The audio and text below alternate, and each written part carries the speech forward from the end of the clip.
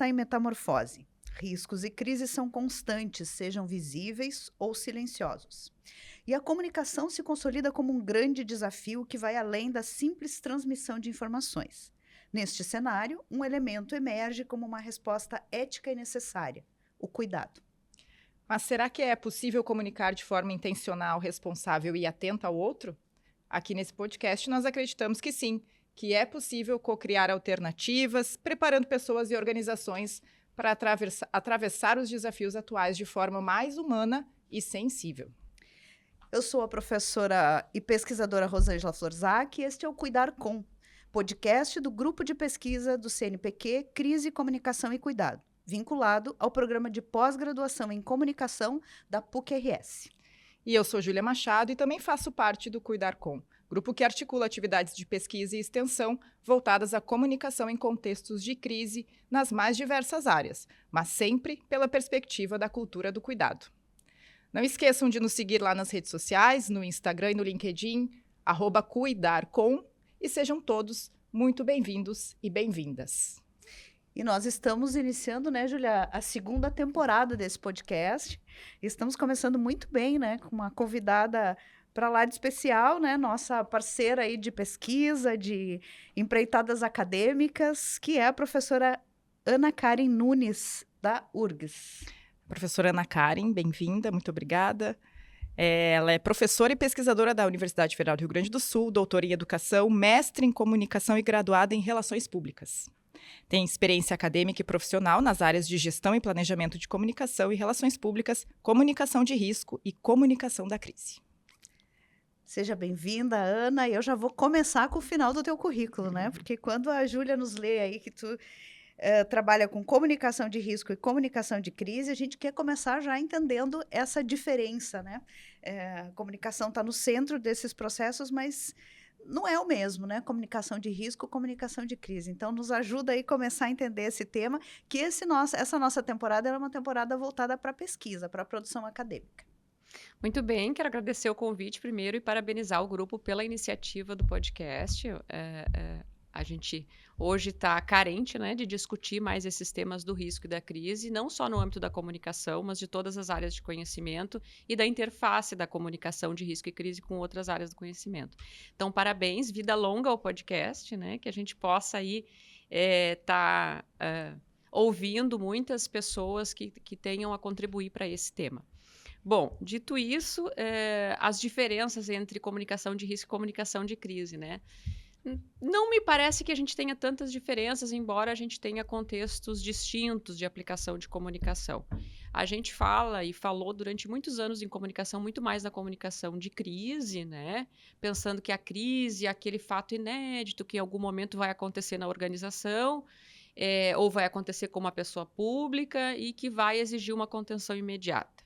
Com o tempo, especialmente eu acho que nos últimos 15, 20 anos, com o surgimento da própria questão das redes sociais, a gente tem uma outra perspectiva mais voltada à gestão do risco, né? Como que a gente pode gerir riscos antecipadamente, mitigar e como que isso pode impactar ou não em futuras crises. Então, acho que a gente caminha, ainda que a passos lentos, pelo menos no Brasil, né, para uma perspectiva mais preventiva. Então, a gente tem a comunicação numa perspectiva do risco, né, muito mais de prevenção, e a comunicação de risco ela é uma área da comunicação social muito distinta do ponto de vista teórico, aí sim, da comunicação de crise, porque ela se insere numa perspectiva mais social mesmo, né? A gente diz que a comunicação de risco ela sempre é aquela via de mão dupla. Eu não construo a comunicação de risco de forma hierárquica, eu tenho que ter uma escuta com todos os sujeitos. Já a comunicação de crise, se eu for mais para o lado da contenção de crise mesmo, eu vou mais para um lado hierárquico, né, daquilo que uma organização ou uma pessoa tem para dizer a partir de um evento mais conflituoso, vamos chamar assim. Importante dizer também que a comunicação de risco no Brasil ela começa a ganhar uma perspectiva também um pouco mais visível a partir de grandes desastres, né, que acontecem no Brasil, também motivados muito pela questão da reorganização climática aí a partir dos últimos 20, 30 anos. Mas a gente também tem uma perspectiva teórica forte sendo estudada da comunicação de risco na saúde, né? Questão das epidemias, enfim. E aí o Brasil é quase que líder nessa área na América Latina, especialmente a partir da década de 80. Ou seja, dependendo da área, a gente tem algumas diferenças mais tênues, né? Mas no âmbito da comunicação, eu sempre acredito que as duas têm que caminhar juntas, né? Na Certo. perspectiva da prevenção, como o grupo mesmo coloca, né? Na perspectiva do cuidado. Muito bem. Para quem se interessar em aprofundar um pouquinho o entendimento da comunicação de risco na saúde, nós temos um podcast, o primeiro da nossa história de podcast, aí gravado com o jornalista Gabriel Galli, que falou bastante sobre comunicação de risco no contexto da saúde. E a gente vem pesquisando esse tema, né, Ana, desde... tu mencionou os desastres mais recentes, nas últimas décadas, e no Brasil isso tem se modificado bastante, assim, nós aqui no Rio Grande do Sul também, né, embora todo podcast a gente comece dizendo assim, hoje vamos falar menos das inundações de 2024, né, Júlia? E a gente sempre acaba falando sobre isso, porque são esses grandes eventos que acabam chamando atenção para esse tema. A gente pesquisa esse tema bem antes dele estar na moda, né, mas todas nós aqui, né, mas de alguma maneira a gente também precisa reconhecer que os eventos extremos, os desastres, têm intensificado o olhar, né, da sociedade e da academia para esse tema, né? Não, e é interessante olhar por esse lado de como a comunicação de crise ela está um pouco mais avançada, justamente por esse olhar do campo da comunicação, de que só nos chamavam quando a crise já estava acontecendo. Então, era nessa perspectiva que a gente era acionado, né? E esses grandes acontecimentos que a gente tem enfrentado, eles têm também contribuído, embora, como a professora Ana Karen comentou, lentamente, mas eles também têm contribuído para nos colocar num lugar de, não, peraí, vamos olhar um pouquinho para a comunicação de prevenção, né? Como é que tu vê esse processo de amadurecimento, assim, da parte da comunicação de risco? Eu acho que aí a gente tem que... essa tua pergunta é interessante para a gente refletir sobre duas perspectivas, que é a perspectiva de como nos acionam e a perspectiva de como a gente responde. Porque eu acho que essas duas coisas andam juntas. A gente se queixa muito na área da comunicação que muitas vezes a gente não é acionado, né? Ou que a gente só é acionado para apagar um incêndio, como se fosse um bombeiro, né? A gente não participa do processo estratégico do construir uma cultura de prevenção antes. E aí eu acho que a gente tem a nossa parcela de responsabilidade em cima disso. Então, falando primeiro dessa perspectiva de a gente ser acionado, né, a partir de outras áreas do conhecimento, ou mesmo a partir do mundo corporativo, eu vejo que a comunicação ainda tem poucas respostas, constrói pouca pesquisa e conhecimento especificamente nessas áreas. A gente ainda tem uma área muito em maturação, e isso é normal, pelas características, né, de um campo de pesquisa novo, porque se a gente for ver isso no mundo ainda é recente, então é um campo de pesquisa aí, se a gente for pegar as primeiras pesquisas em nível internacional, isso é da década de 80. Muito raramente a gente encontra alguma coisa lá da década de 70, mas muito raramente. Então, assim, a gente tem uma área de pesquisa em construção e isso não nos fez ainda criar corpo do ponto de vista até de formação, né? Sim. De formar profissionais que vão ser capazes de ser mais propositivos e responsivos frente a essa dinâmica. Então, acho que tem isso, eu acho que a gente precisa não só amadurecer a pesquisa, mas amadurecer também a questão da formação de pessoas para lidar nesse contexto. E, por outro lado, a gente tem assim, uma visão de comunicação por outras áreas e pelo próprio mundo corporativo, que é uma visão muito tecnicista, né? É aquela visão técnica de, eu vou pegar alguém para fazer o card, para eventualmente pensar em alguma ação específica e uma ação pontual que não tá interligado com a estratégia de tudo que está sendo feito. E aí eu acho que essas duas coisas juntas acabam, de certa maneira, gerando esse cenário que a gente tem, né? Hoje a gente vê que tem várias instituições, tanto na área pública quanto não pública, tentando buscar profissionais, profissionalizar, porque acendeu uma luzinha. Os desastres têm acendido essa luzinha, assim, a gente precisa de alguém para fazer a comunicação, né? E eu acho que também é uma área que a gente precisa começar a ocupar de forma mais estratégica. Eu sempre digo para os meus alunos, tudo bem se te chamarem num primeiro momento só para fazer o card, não tem problema nenhum. Se é a forma de tu te inserir e mostrar trabalho e a longo prazo tu te constituir neste lugar de comunicação como alguém mais estratégico e inclusive reforçar esse papel da comunicação, beleza, né? Mas acho que a gente precisa ocupar, se fazer mais visível e se capacitar também nessa área, né? Porque é uma área que a gente precisa, como toda outra, de formação e capacitação. Isso tem colocado a academia também numa responsabilidade, né? Acho que tu traz bem essa responsabilidade, tanto do desenvolvimento dos nossos alunos que estão na graduação, que estão se preparando para ir para esse mercado e precisam ir com algo mais do que a caixinha de ferramentas, né? Eu digo, não adianta levar a caixinha e numa discussão extremamente complexa sacar a caixinha de sempre, né? Ela vai dar respostas até a página 2, depois vai faltar repertório. Por outro lado, também a pesquisa, né, o ambiente da pós-graduação, da pesquisa, se intensificando, ampliando, né, o espaço para esse tema, né? E a gente vê surgir muitos interesses nas pesquisas mesmo, nas revisões sistemáticas, aí a gente vê muito estudante de graduação se interessando e a pesquisa não se sustentando numa perspectiva mais longeva. Então, a gente realmente está no início dessa caminhada no Brasil, né? Que tu entende, que tu enxerga olhando para a academia, assim, Ana, que são esses grandes desafios hoje para que essa pesquisa efetivamente se consolide, assim como essas disciplinas, né, na graduação também se consolidem como áreas realmente que precisam desse desenvolvimento. Bom, eu acho que aí a gente tem muitas lacunas de pesquisa que a gente precisa preencher, né? Se a gente for falar sobre esses dois universos que, embora interligados, mas dão pesquisas totalmente diferentes, que é a comunicação de risco e a comunicação de crise, a gente tem muitas lacunas para preencher. Entre essas lacunas, uma coisa que eu vejo que está faltando muito é a gente estudar mais a questão da forma como as pessoas percebem os riscos e as crises, né? A gente não tem tido pesquisa. Eu sempre me lembro assim daquela separação que a gente via muito tradicional em pesquisa na comunicação, que é a pesquisa do ponto de vista do emissor, da mensagem, do receptor, né? Embora muito simplória, mas ela nos ajuda a entender um pouco isso. A gente tem muita pesquisa do emissor, né? A gente analisa isso, muita pesquisa sobre mensagem, mas a gente não tem quase nada ou muito pouco sobre efetivamente como isso está lá no receptor, né? Essa pessoa que está recebendo essa comunicação, efetivamente, o que ela faz com aquilo, que sentido aquilo produz na vida dela. E não só em relação à comunicação de risco, como à comunicação de crise. Esses dias a gente ainda estava comentando lá na universidade, assim, nem os estudos de recepção, por exemplo. A gente tinha tanto estudo de recepção na década de 80 e 90, né? Como que as propagandas de TV, de rádio... A novela das 9. A novela, como é que isso influenciava, né, na vida das pessoas. E hoje a gente não tem pesquisas dessa natureza nesse âmbito. E isso faz uma diferença muito grande. E aí, de novo, né? E por que isso faz tanta diferença? Porque se eu quero comunicação de risco e crise, especialmente comunicação de risco em desastre, se a gente for para essa área, eu preciso construir junto com as pessoas. E como eu vou construir junto com, se eu atualmente só tenho pesquisas que pensam nessa hierarquização, né? Que eu vou ter que buscar e construir a melhor mensagem.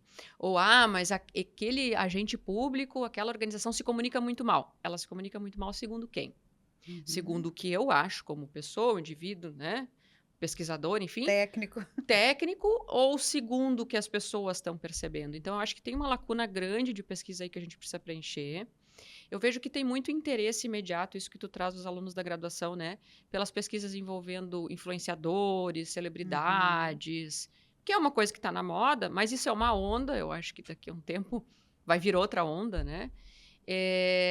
Mas pesquisar mais essa coisa da comunicação como estratégia, né, que vai se construir junto com o cidadão, até para a gente detectar melhor as questões que envolvem reputação organizacional, no caso das crises, eu vejo que é uma lacuna forte que eu diria que seria a primeira que a gente teria que buscar preencher. Mas isso se faz a longo prazo, porque pesquisa, né, não é uma coisa que eu construo de hoje para amanhã. E a propósito dessa pesquisa em loco, né, de perceber, de ouvir, de praticar a escuta, tu participas de alguns projetos que já estão, né, evoluindo nesse processo. Fala um pouquinho para a gente o que está acontecendo aí na pesquisa acadêmica de comunicação de riscos. Assim, eu digo que a gente, na academia, a gente foi descoberto depois que a água baixou, né, no Rio Grande do Sul, porque... E não que a gente não falasse sobre isso antes, e não que a gente não tivesse vários estudos sobre isso.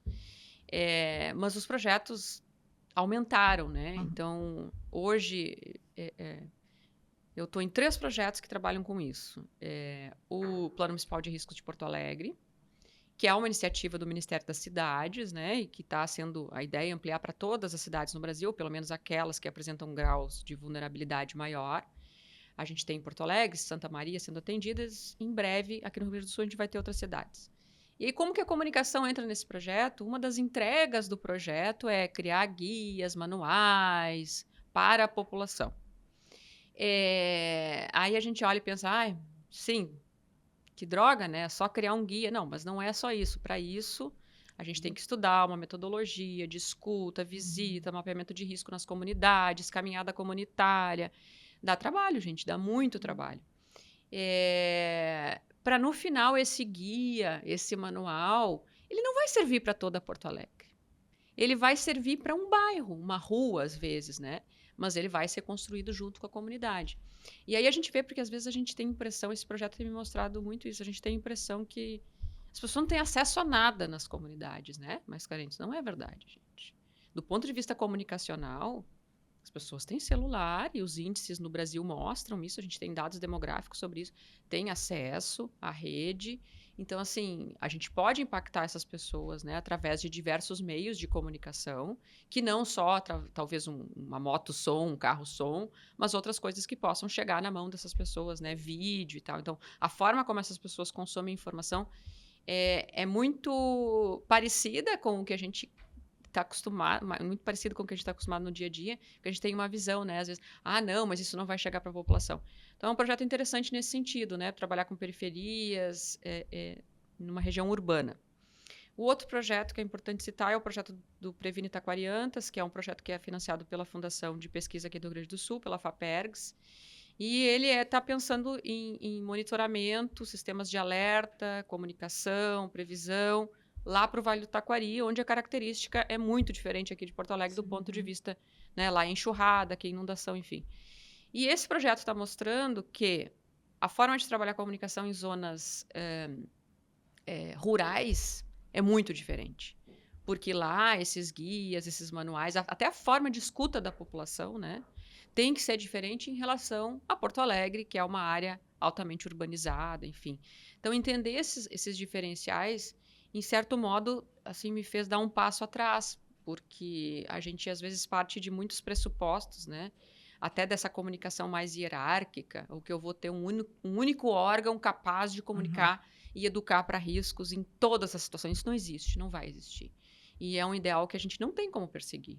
Então, trabalhar uma comunicação mais local, mais setorizada, são 2 projetos que têm me feito entender, assim, as dinâmicas diferentes, né, de comunicação.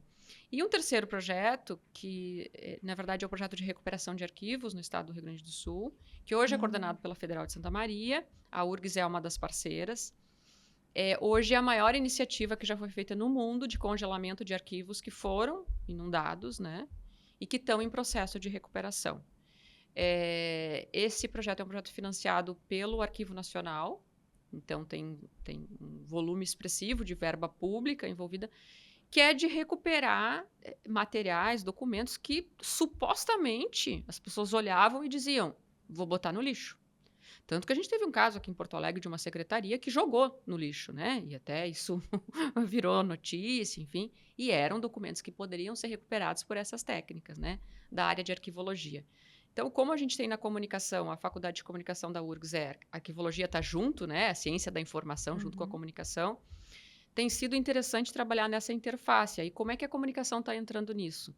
Está entrando tanto no sentido institucional, de criar um hub de pesquisa, né? E a comunicação institucional também é importante. Quanto da gente também pensar, com o tempo, em guias, manuais de comunicação para preservação e conservação de arquivos. Para que as pessoas não achem que aqueles arquivos eles têm que ir todos para o lixo porque eles ficaram inundados. Até só para citar um exemplo rapidinho, porque isso tem a ver também com a questão de preservação dos direitos, né?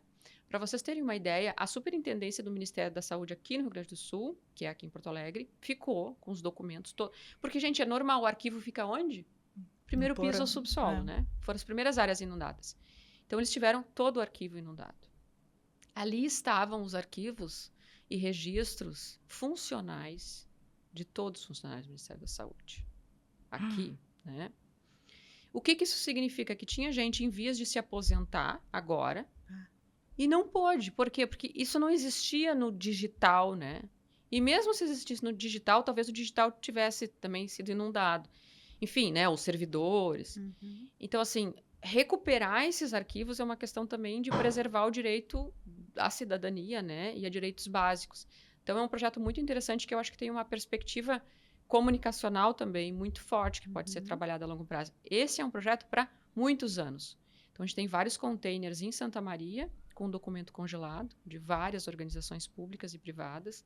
Não tem, inclusive, como atender todas, porque é muita coisa. E a recuperação é uma coisa totalmente manual, página a página. Estão sendo desenvolvidas novas técnicas, inclusive, né? Então, a gente também, como comunicação, cuidar dessa questão de fazer esse conhecimento ser público também é importante, né? Então, é uma outra perspectiva comunicacional já, mas é interessante. Interessante. Eu queria retomar um pouquinho a tua primeira, quando tu mencionava o primeiro projeto, né? E a gente, nesses momentos que a gente está nas comunidades também, né? Fazendo a pesquisa no grupo, a gente tem aprendido muito sobre essa capacidade da comunidade organizar seu sistema de comunicação e até suplantar esquemas mais, assim, bem pensados, elaborados, planejados, né? Funcionam melhor porque eles são organizados de maneira... São planejados de maneira orgânica ou não são planejados, né? Eles acontecem de maneira orgânica e a gente saía das escutas, a comunidade, assim, muito impactado porque as estratégias eram sofisticadas, assim, e davam conta do óbvio, que é salvar as pessoas, é salvar os animais, salvar os seus patrimônios, né? Então, é interessante, né? E a gente tem feito um exercício muito... nos obrigando a fazer um exercício muito forte de não ter essa visão centrada na academia, de que nós sabemos o que é estratégia de comunicação, porque a gente leva uma surra quando a gente vai para a comunidade e entende que o que funciona é muito... está muito ligado à maneira como aquela comunidade funciona. Então, quando tu diz, não vamos chegar num guia que funcione para todo mundo, é uma grande ilusão que às vezes a gente corre o risco de ter, né, Ana, dentro da academia, de achar que vai ter uma estratégia única que vai servir para toda a sociedade. E eu me chama muito a atenção, né? Não sou eu entrevistada, né? Estou falando demais, mas me chama muito a atenção que por vezes a gente cai nessa tentação também de dizer, não, de entrar nessa linha do senso comum, de a comunicação não funciona, mas é assim, né? Não funciona para quem? Então, enquanto tu falava, eu me lembrava muito lá do Sarandi, onde a gente trabalha, que as pessoas, quando nos relatavam as estratégias, eram estratégias fantásticas, que a gente não teria pensado. Né, que a gente não teria pensado, mas que funcionam muito bem para aquela comunidade.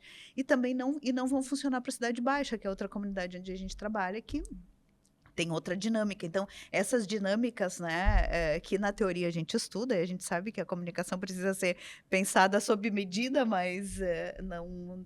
Lá pelas tantas a gente se perde. E aí tem um desafio, lembrei da pergunta, tem um desafio de como a gente prepara, voltando para também uma das dimensões que a gente falava, como a gente prepara os nossos futuros profissionais para estar nesses lugares, né? Porque quando a gente olha a bibliografia, como tu disse, ela é muito recente, ela é incipiente ainda, no Brasil ela é incipiente, né?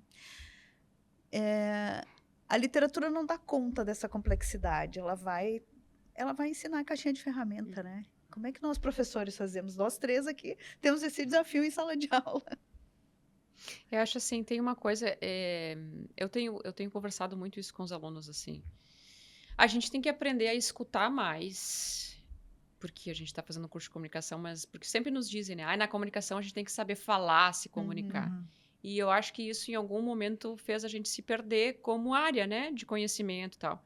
Da gente falar e tentar apresentar soluções... E, na verdade, a comunicação não é sobre isso. Comunicação é muito mais escuta, diálogo, do que necessariamente eu falar. Então, como que eu vou chegar numa comunidade que passou por um desastre recente e querer ensinar para ela como que ela vai se comunicar com o vizinho dela? Porque ela ela já faz isso, ela faz de forma tão natural que ela nem... Se tu falar para ela, "Ai, qual é o sistema de comunicação que tu usa?", ela vai te olhar com uma cara do Aham. tipo assim, mas tu tá dizendo exatamente o quê? Existe um sistema ali, mas ela não reconhece isso com essa propriedade acadêmica que a gente imagina que ela vai reconhecer, né? Mas a comunicação existe, ela tá lá. Então, acho que assim, a gente ensinar mais os nossos alunos a esse processo de escuta, né? De conversa, de construir com e não para, eu acho que é muito importante. Mas, de novo, é um desafio grande numa geração que está muito acostumada, inclusive, ali com a rede social, e tem que ser uma coisa rápida, e eu tenho que tem que caber tudo numa frase, ou na introduçãozinha do feed ali, né? Então, esse processo de escuta, ele não é tão natural, vamos dizer assim, eu imagino, para as gerações mais novas. Mas, para a gente, eu acho que tem que ser uma coisa que a gente tem que colocar mais como meta, assim, né? Da importância da gente enxergar mais o outro, escutar mais o outro, porque com certeza a gente ainda tem muito mais a aprender do que a ensinar nessa área, né? E eu entendo que o desafio justamente é esse para as instituições, né, para os órgãos públicos, porque durante muito tempo a rotina, o cotidiano foi justamente esse. Nós temos aqui uma estratégia de comunicação, profissional de comunicação, por favor, implemente a nossa estratégia. Então, é um desafio também, além de formar os alunos, os futuros profissionais, do profissional que atua no momento se colocar, como a professora comentava, se colocar como alguém que não...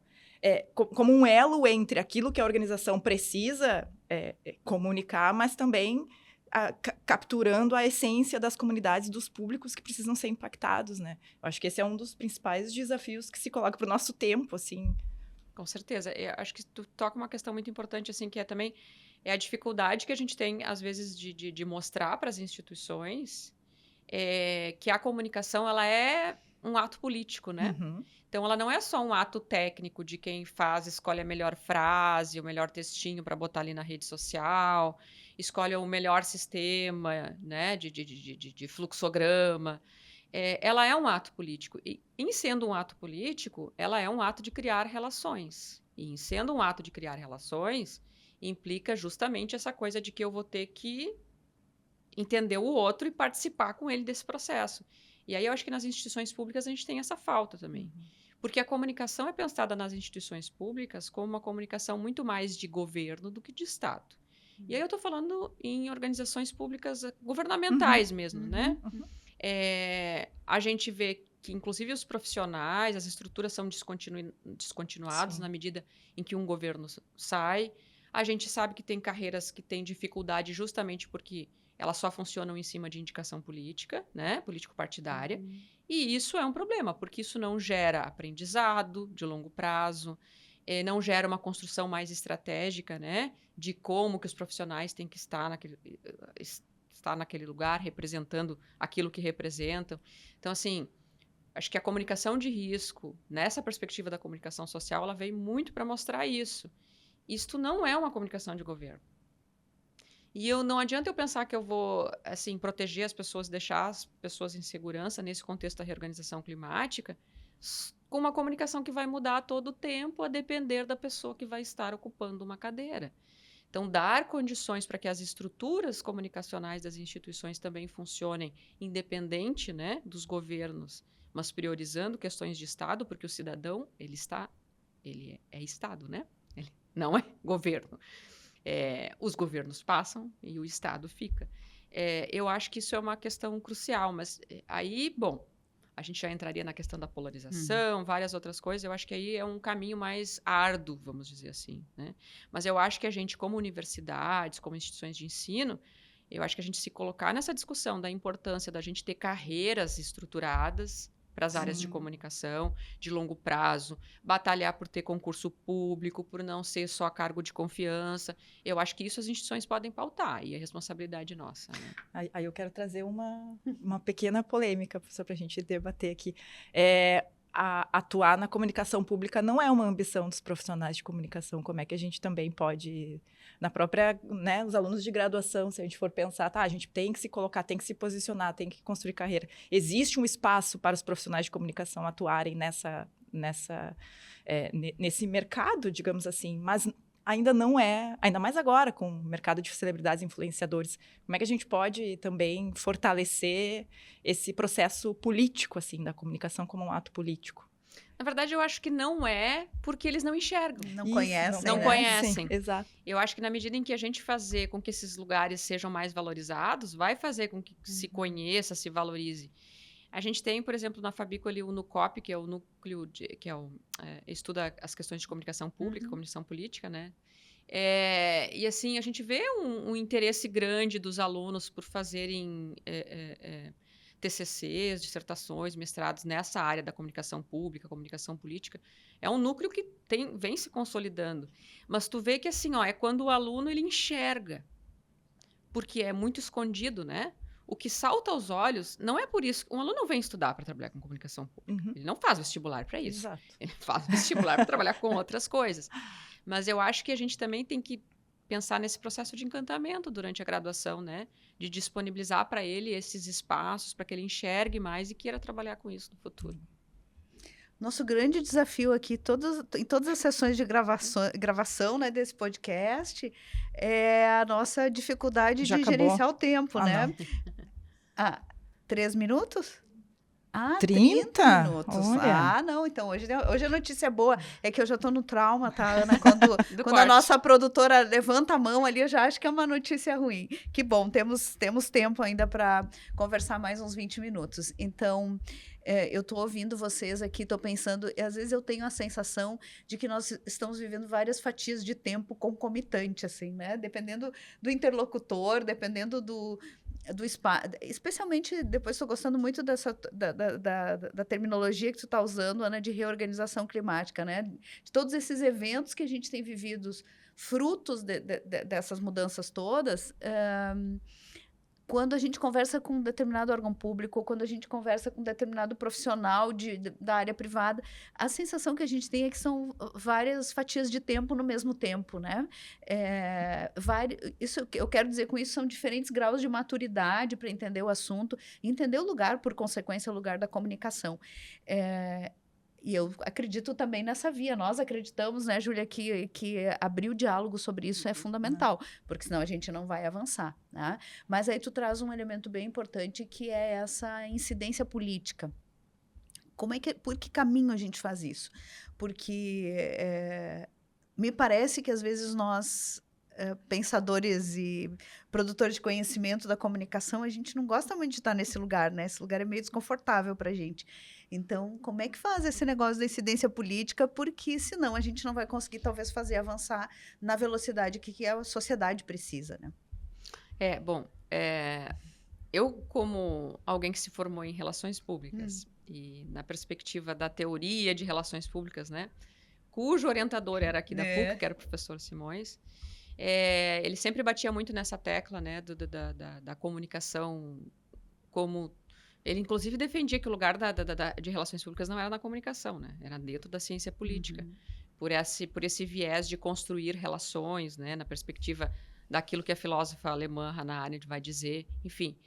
Mas, olhando para isso e pensando nessa perspectiva mais da comunicação como criação de relacionamento e construção política, eu acho que a gente precisa primeiro se ver mais nesse lugar, que é um pouco do que a gente estava falando em relação aos alunos, né? Se enxergar como um ser mais político.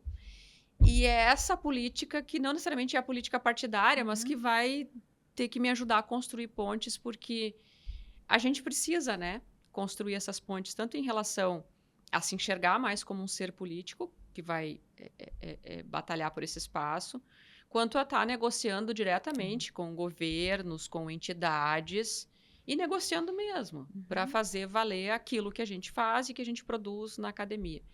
Então... Nesse projeto que eu mencionei do Taquariantas, a gente tem, por exemplo, dialogado muito com os prefeitos dos municípios. Municípios pequenos, tu vê que a própria perspectiva política partidária é diferente do que tu negociar um projeto, né, em nível de Estado, em nível de União. Porque essas pessoas que estão na política partidária, elas não vamos esquecer que, independente do partido, elas foram eleitas para estarem ali. Então, elas representam essa população. A gente, como pesquisador, tem uma autonomia em relação a isso, mas, por outro lado, a gente também não pode virar as costas para isso, porque a gente tem que andar junto, né? Se a população outorgou aquelas pessoas o direito e o dever de estarem ali, inclusive distribuindo verba pública para esses projetos e para esses estudos, a gente também precisa entender que precisa dessa parceria. Assim como desse lado eles têm que entender que é a universidade que é responsável por fazer muitas coisas acontecerem. E não uma consultoria privada que vem não sei da onde para vender notícia de jornal, enfim. Então, acho que esse respeito mútuo é uma coisa que a gente precisa construir juntos, mas às vezes eu vejo que a gente tem muita resistência. Porque aí a gente se coloca numa área mais... não, ele não vai aceitar o que eu sou da academia, eu tenho que ter uma independência, mas independência não significa que eu sou soberana em relação àquilo que está acontecendo no mundo, né? Então, a construção dessas pontes políticas eu enxergo por esses dois caminhos, da política como um relacionamento e como um relacionamento que vai ter que se dar também no âmbito da política partidária, que é quem efetivamente vai fazer com que as coisas aconteçam ou não, porque a gente também não é ingênuo, né? Isso não significa troca de favores, vejam bem, não é isso que eu quero dizer. Mas é a gente entender as responsabilidades e lugares de cada um para construir conjuntamente. A gente escuta muito, né? A academia é muito lenta. Sim, a pesquisa é lenta. Não adianta tu me pedir hoje um estudo, eu quero um estudo sobre recepção de comunicação de risco no âmbito do... Não adianta me pedir isso e esperar que semana que vem eu vou te dar uma resposta. Vai levar anos para acontecer. E como tudo em ciência, a gente vai ter que testar, aprender, refazer. Então, assim, equacionar isso, porque tem um imediatismo do lado do governo e das relações político-partidárias também, que é esse. O meu governo termina no dia tal, até o dia tal, eu quero apresentar, porque isso pode ser uma plataforma importante. Acho que aí estão muitos dos desafios que a gente vai tentando contornar também, né? E tu usa uma palavra que me é muito cara, que é negociação, né? E quando a gente fala em negociar nesse espaço público, né? Ou com as instâncias públicas, por vezes a gente precisa fazer essa negociação até numa etapa anterior, no contexto da própria academia. Exatamente. Porque lá pelas tantas, e a gente viu esse fenômeno no ano passado, nós também saímos a pesquisar, todo mundo... correndo cada um para um lado e assim evitando aquilo que é desgastante, que é sentar e negociar e deixar um diálogo aberto e um diálogo que não é simples e não se resolve rápido, né? Eu acho que essa questão do tempo também que a academia precisa e que a sociedade precisa para amadurecer, porque nos lugares que a gente vê de alguma forma administrar melhor essas transformações climáticas, os estudos, as pesquisas, elas levaram muitos anos, né? Outro dia eu estava vendo, não era nem relacionado com questão climática, mas há uma mudança muito grande na Colômbia, numa região da Colômbia, onde se fez um avanço muito grande, e o pesquisador dizia assim, por 10 anos a gente fez uma atividade regular de grupos focais com aquela comunidade, né? Quando ele falou 10 anos, a plateia que estava esperando uma solução rápida e mágica, maravilhosa, assim, todo mundo murchou, assim, 10 anos, né? Parece que a gente não consegue nem imaginar aquele tempo. Mas também é uma mudança duradoura, uma mudança sólida, é uma mudança que se faz em comunidade, não uma imposição que vai durar pouco tempo, né? Então, temos aí bons desafios de negociação, né? Acho que a gente tem acompanhado, mas a vivência nas comunidades, ela é muito sábia, né? Assim, a gente aprende muito, é muito rica, né? A gente tem muita oportunidade de aprendizado, porque essas negociações acontecem de uma maneira muito diferente do que a gente imagina na academia. E a gente percebe a abertura também das comunidades. Na verdade, elas estão abertas, receptivas a entrar nesse jogo de negociação, elas querem se aproximar do poder público, basta a gente atuar como um elo de ligação entre essas duas instâncias, né? Com certeza.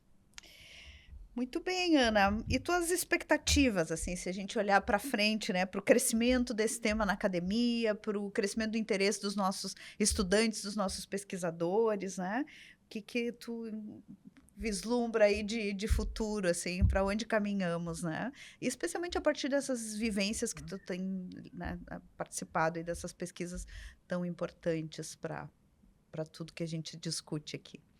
Olha, eu vou dizer que assim, eu tenho oscilado entre, às vezes, achar que vai dar tudo errado e às vezes achar que vai dar tudo certo. E tá tudo bem também, né? Porque eu acho que é assim que a gente vai se constituindo nesse lugar. Mas o que eu quero dizer com isso? Porque Tu vê que é um tema que ele chama muita atenção no momento da resposta, né? Isso em qualquer tipo de situação.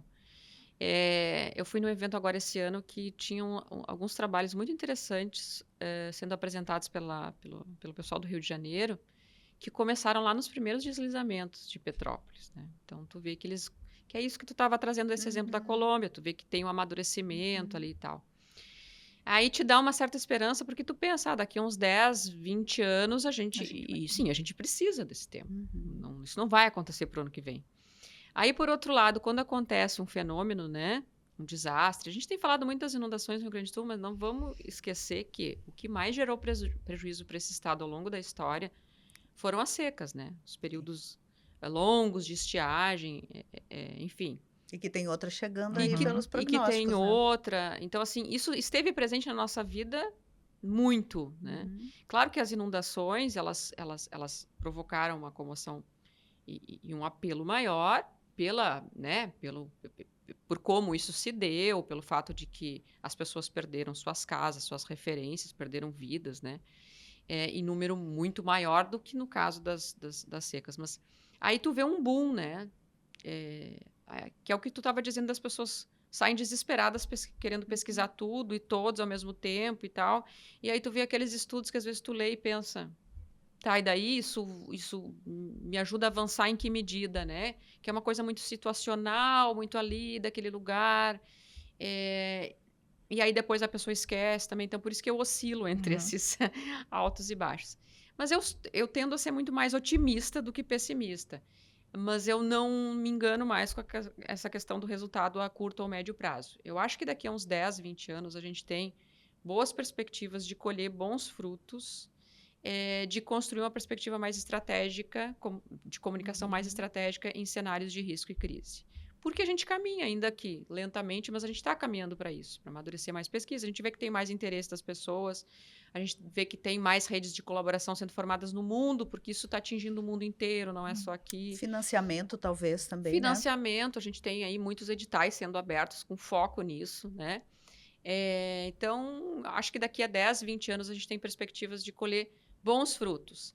Mas acho que esses frutos não serão na direção, mas daqui a 20 anos a gente senta aqui e conversa de novo. Eu acho que não serão na direção da gente construir isso da comunicação técnica, dos guias, dos manuais, do checklist, né? Eu acho que vai ser uma perspectiva mais ampla, né? E um olhar também mais, acredito eu, mais voltado para as realidades e para as situações. É o que um pouco a teoria de um pesquisador que a gente estuda há muito tempo, que é o Coombs, né, que é um pesquisador sobre crise norte-americano, diz, que é a teoria situacional da crise, né? Porque a crise ela se insere em determinadas situações, então eu nunca vou ter um manual para todas. E talvez, acho que em comunicação de risco a gente possa avançar também um pouco nesse sentido. E tentar pesquisar um pouco mais em rede, colaboração, né? Que é uma coisa que a gente tenta fazer, né? O primeiro projeto que a gente criou em 2020 era um pouco nesse sentido da gente começar a aproximar, porque embora as instituições, as pessoas, elas vão, cada uma, né, os orientandos nos seus lugares vão pesquisar temas diferentes, mas tu ter alguns pontos de convergência, né? Onde tu vai discutir isso e trazer várias perspectivas é sempre importante, porque a ciência só vai avançar assim. E aí eu vejo um outro problema na nossa área, que eu acho que a gente tem que perseguir. É muito comum a gente ir em evento e aí alguém apresenta um tema como se fosse uma coisa totalmente nova. E, gente, a gente já tem, tipo assim, 5, 6 pessoas que já falaram daquilo. Então, a gente também se aprofundar mais no que foi feito, né? Porque pesquisa é história, é tu ver o que já foi feito antes, e a partir dali tu avançar e não tá sempre tentando recomeçar. Eu acho que é uma coisa que pode, daqui a 10, 20 anos, fazer diferença. Mas isso passa por uma mudança de perfil, assim, de postura dos nossos pesquisadores, né? Não é só sobre a minha pesquisa do que eu acho importante. Pesquisa não é só sobre o que eu acho importante. É sobre o que grupos acham importante, sobre aquilo que precisa ser respondido em sociedade. Né? Perfeito. Muito bom. E a propósito, né? Então, o grupo que a iniciativa que a professora Ana Karen menciona é o RCCOM, né? Que é o nosso Risco, Crise e Comunicação. Nós temos também no Brasil hoje o Observatório Brasileiro de Comunicação de Crise. Cuidar Com, eu acho que a gente tem alguns surgindo aqui, né? E agora justamente estamos fazendo um levantamento sobre esses resultados aí que a gente pode apurar a partir dos grandes eventos, né? Do crescimento da área. Eu acho que é isso, né? Um grande diálogo entre a sociedade, o poder público, a academia, né? E o diálogo como metodologia mesmo, para entender a comunicação e para lugarizar a comunicação. Acho que estamos no caminho e cada um aí fazendo um pouquinho, né, professora, e a gente vai avançando. Agora a Thaís Agora fez o sinal de que a agora gente aquele precisa sinal, encerrar. né? Aquele sinal fatídico. Então, deixa eu ler aqui o nosso... Nossa ficha técnica. A nossa ficha técnica. Obrigada, Júlia. Sexta-feira, gravando na sexta-feira, o cérebro já não ajuda, né? Então, o Cuidar Com, como a gente sempre menciona, ele é desenvolvido pelo grupo de pesquisa Cuidar Com, ligado ao programa de pós-graduação em comunicação da PUC-RS, e nós temos, então, eu e a Júlia estamos no grupo, mas também a Thaís Ribeiro, que é a nossa produtora, o Abner Freitas, a Idil Brites, Carolina Reverbel, Eric Nogueira Becker, Franciele Falavinha, Janes Loureiro, Luana Quinazo, Patrícia Strelov, Rafaela Redim, Silvia Marcuso, Guilherme Negruni, Mariana Briguedo, Valério e Pietra Vornikov. É isso? Acertei todos os nomes? É bastante gente, são pesquisas bastante diversas e, ao mesmo tempo, transversais, né, que se incluem embaixo do guarda-chuva do Cuidar Com, dessa cultura do cuidado que a gente procura construir. A gente quer agradecer mais uma vez a presença aqui da professora Ana Karen Nunes. Muito obrigada pela parceria de pesquisa e pela disponibilidade de vir trocar essa ideia aqui com a gente no nosso podcast, nessa temporada em que a gente vai focar os nossos esforços na pesquisa acadêmica sobre o cuidado na comunicação. Obrigada, professora. Obrigada, professora Rosângela, pela parceria no nosso podcast de hoje. Ficamos por aqui. Não esqueçam de nos seguir nas redes sociais para acompanhar os nossos trabalhos e projetos. Até mais.